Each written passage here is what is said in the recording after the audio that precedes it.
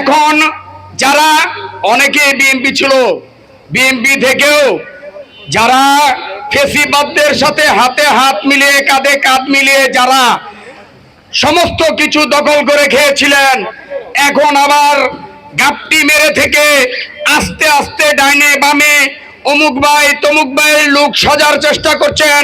তাদেরকে সাবধান করে বলতে চাই, নারায়ণগঞ্জে কিন্তু রাজপথের মুখগুলি আমরা পরিচিত, আমরা সবাইকে চিনি।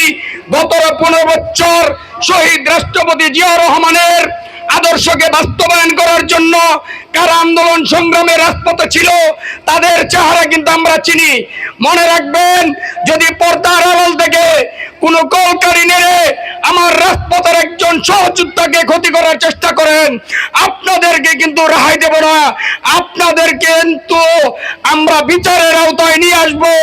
কারণ আমরা কিন্তু এতদিন মাথার উপর ছাতা ছাড়া ছিলাম।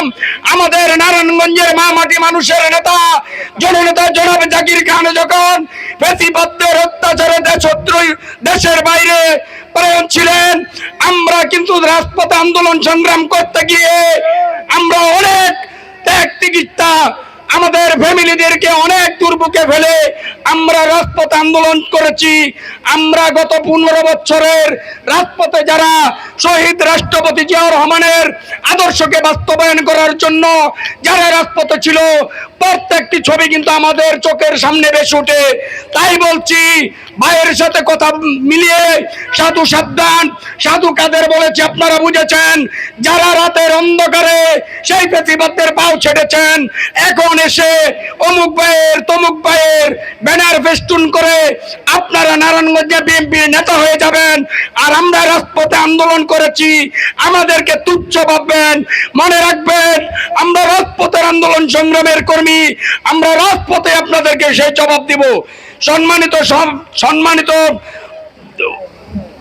সংগ্রামী সাথী বন্ধুগণ, এই পর্যায়ে আজকের অনুষ্ঠানের সম্মানিত সভাপতি, আজকের অনুষ্ঠানের যিনি এই সব প্রধান অতিথির আসন গ্রহণ করে আজকের অনুষ্ঠানকে আলোকিত করেছেন, নারায়ণগঞ্জ জেলা প্রজন্ম দলের সম্মানিত সভাপতি, রাজপথের লড়াকু সৈনিক, আমার নেতা আমার অহংকার জনাব জাকির খানের সহযোদ্ধা জনাব সলিমুল্লাহ করিম সেলিম ভাইকে প্রধান অতিথির বক্তব্য রাখার জন্য বিশেষভাবে অনুরোধ জানাচ্ছি।